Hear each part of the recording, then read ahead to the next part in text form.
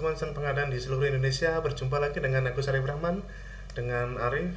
Pada pertemuan kali ini izinkan saya untuk sharing Bapak Ibu mengulas salah satu isu yang lumayan banyak ditanyakan dan dipertanyakan ya, terkait dengan peraturan Menteri Keuangan nomor 58 garing PMK titik 03 garing 2022 tentang penunjukan pihak lain sebagai pemungut pajak dan tata cara pemungutan, penyetoran dan atau pelaporan pajak yang dipungut oleh pihak lain atas transaksi pengadaan barang dan atau jasa melalui sistem informasi pengadaan pemerintah. Nah, ini hubungannya apa Pak dengan pengadaan? Nah, ini yang isu yang cukup lumayan dibahas belakangan beberapa hari terakhir ini adalah terkait dengan kewajiban perintah dari peraturan Menteri Keuangan ini terkait dengan kewajiban pengusaha-pengusaha di toko daring ya, pengusaha-pengusaha di toko daring ini saya pertegas ya, ini bisa khususkan lagi ya, toko daring ya LKPP wajib berstatus sebagai pengusaha kena pajak. Pak, ini saya lihat Pak di PMK 58 2022 ini pengusaha di toko daring ini wajib PKP Pak. Padahal Bapak bilang ini terkait dengan video saya sebelumnya Bapak Ibu yang berjudul pelaku non PKP non pengusaha kena pajak tidak kena PPN dan hanya kena PPh final 0,5% dari omset bruto. Lah ini kok disuruh PKP Pak? Kan pengusaha-pengusaha di toko daring ini kan peluangnya kecil Pak untuk omset omset kami nggak sampai 4,8 miliar Pak.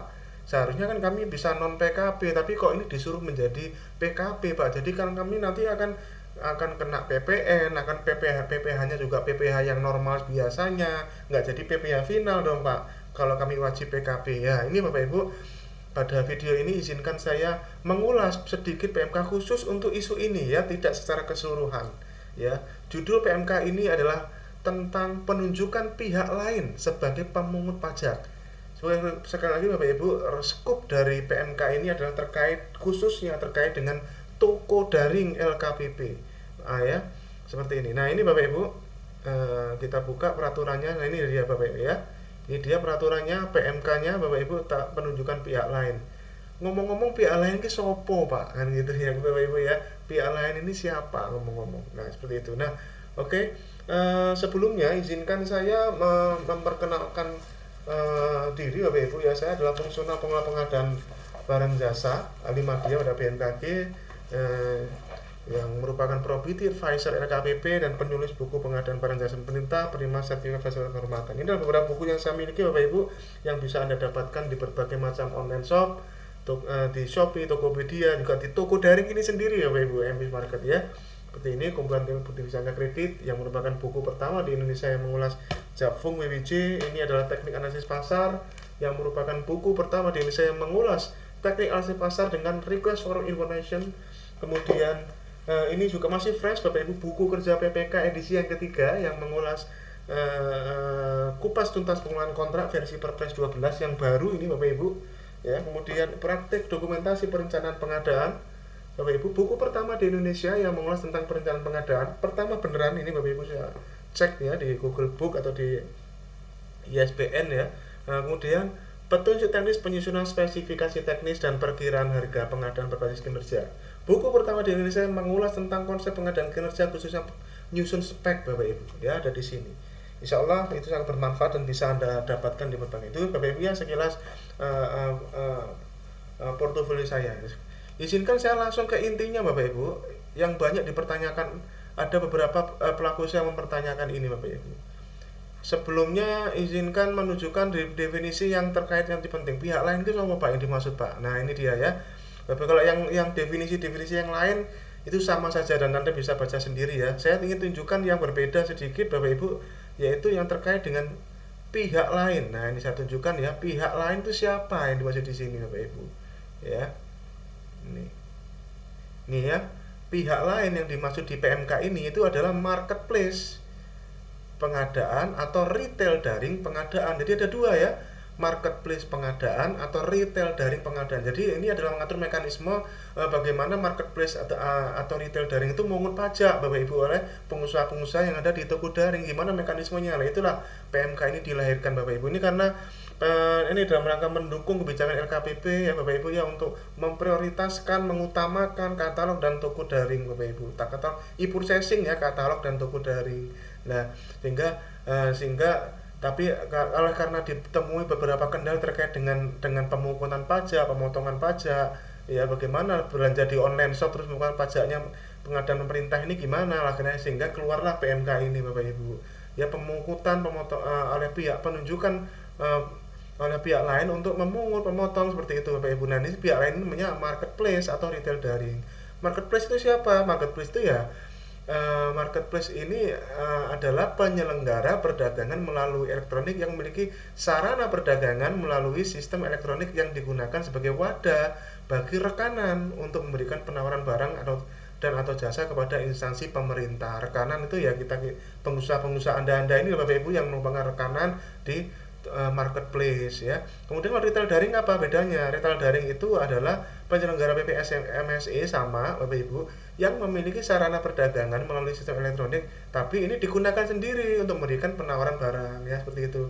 Ya, intinya adalah marketplace dan retail daring inilah yang diatur di sini. Nah, Bapak Ibu, toko daring ini sekarang sudah banyak ya, toko daring, toko kita buka nih, toko daring LKPP ini. Nah, ini dia Bapak Ibu. Ya. Nih, toko daring. Nah, toko daring ini marketplace-nya sudah banyak ya Bapak Ibu ya. Sudah luar biasa banyak dan sekarang makin kesini makin luar biasa ya. Dan ini Anda manfaatkan Bapak Ibu, sekali transaksi mitra toko daring Anda lihat ada total 4 kali 6 24 marketplace yang sekarang sudah ada Bapak Ibu. Mulai Grab, Gojek, Blibli, Shopee, yang paling banyak MBIS Market nih. Ya, paling banyak ngomongin pangsa pasar nih Anda lihat ya, MBIS Market memang fantastis Bapak Ibu ya. MBIS Market dan yang duanya buka pengadaan ini live Bapak Ibu. Nah, ini Bapak Ibu bagaimana yang menjadi isu di sini ini Bapak Ibu ya, itu adalah di pasal 3-nya ini. Pak, nah ini kan kami kan omsetnya nggak sampai 4,8 miliar Pak. Tapi ini Pak di pasal 3 Pak dibunyikan rekanan wajib mendaftarkan diri untuk punya NPWP ini pasti. Nah, dannya ini Pak pasal 3 ayat 1 huruf B ini Pak, melaporkan usahanya ke Dirjen Pajak ya, yang wilayah kerjanya meliputi tempat tinggal atau tempat kedudukan dan tempat kegiatan usaha dilakukan untuk dikukuhkan sebagai pengusaha kena pajak. Waduh, gimana dong ini dong? Ya, pengusaha-pengusaha di toko daring rata-rata omsetnya nggak sampai 4,8 miliar Bapak Ibu. Masa ini disuruh wajib? Nah, ini Bapak Ibu satu pelajaran buat kita semua ya Bapak Ibu. Kalau kita membaca peraturan itu harus utuh ya, jangan sepotong begini doang. Ini ada kelanjutannya. Jadi kalau ini kan pasal 3 nih, pasal 3 ada ya ayat 1, 2, 3 dan seterusnya Bapak Ibu ya, bacanya berurutan ya. Oke, ini di satu sisi pasal 3 ayat 1 rekanan wajib untuk dikukuhkan sebagai PKP. Oke ya Bapak Ibu. Nah, ayat 2-nya kewajiban rekanan untuk melaporkan usahanya ke kantor Ditjen Pajak untuk dikukuhkan sebagai PKP ini juga berlaku bagi yang memenuhi kriteria sebagai pengusaha kecil nih. Artinya di sini Bapak Ibu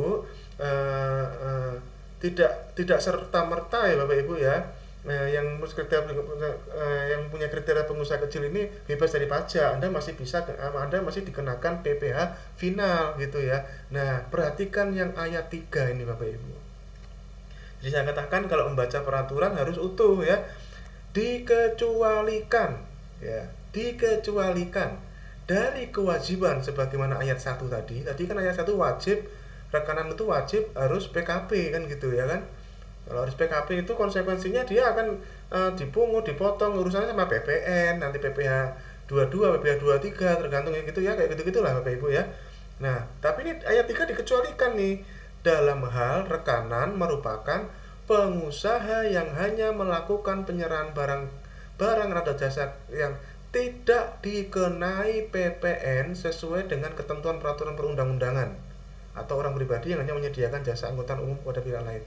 Kita baca lagi yang ini ya, dikecualikan dalam hal rekanan merupakan pengusaha yang hanya melakukan penyerahan barang dan atau jasa yang tidak dikenai PPN sesuai dengan ketentuan peraturan perundang-undangan.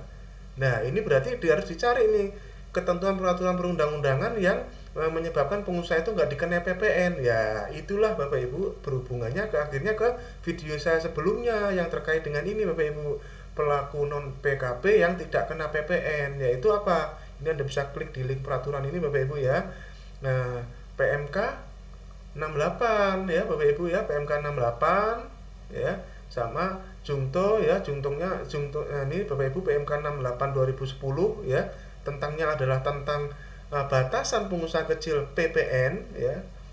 Batasan pengusaha kecil PPN, di mana ayat 2 jelas ditegaskan bahwa pengusaha kecil sebagaimana dimaksud ayat pasal 1 ayat 1 tidak wajib melaporkan usahanya untuk dikukuhkan sebagai pengusaha kena pajak dan tidak wajib memungut, menyetor dan melaporkan PPN atau PPNBM ya, yang terutang atas penyerahan BKP atau JKP ya. Jadi kalimatnya relevan ya Bapak Ibu ya dengan yang ini tadi. Pengusaha yang hanya melakukan penyerahan barang dan atau jasa yang tidak dikenai PPN sesuai dengan ketentuan peraturan perundang-undangan ya.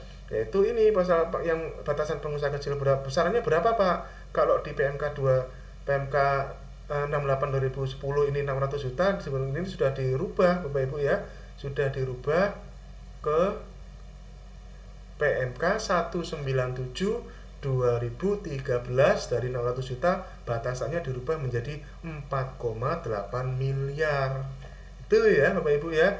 Ya, jadi kesimpulannya adalah Bapak Ibu, pengusaha yang omsetnya tidak sampai 4,8 miliar Bapak Ibu dikecualikan ya Bapak Ibu dikecualikan dari kewajiban untuk dikukuhkan sebagai pengusaha kena pajak. Jadi Anda Bapak Ibu gak usah khawatir pengusaha-pengusaha retail atau pengusaha-pengusaha toko daring ya, yang di toko daring yang omset Anda tidak sampai 4,8 miliar Bapak Ibu setahun ya omset brutonya, maka Anda tidak wajib untuk dikukuhkan sebagai PKP. Tetap seperti biasanya, konsisten Bapak Ibu ya.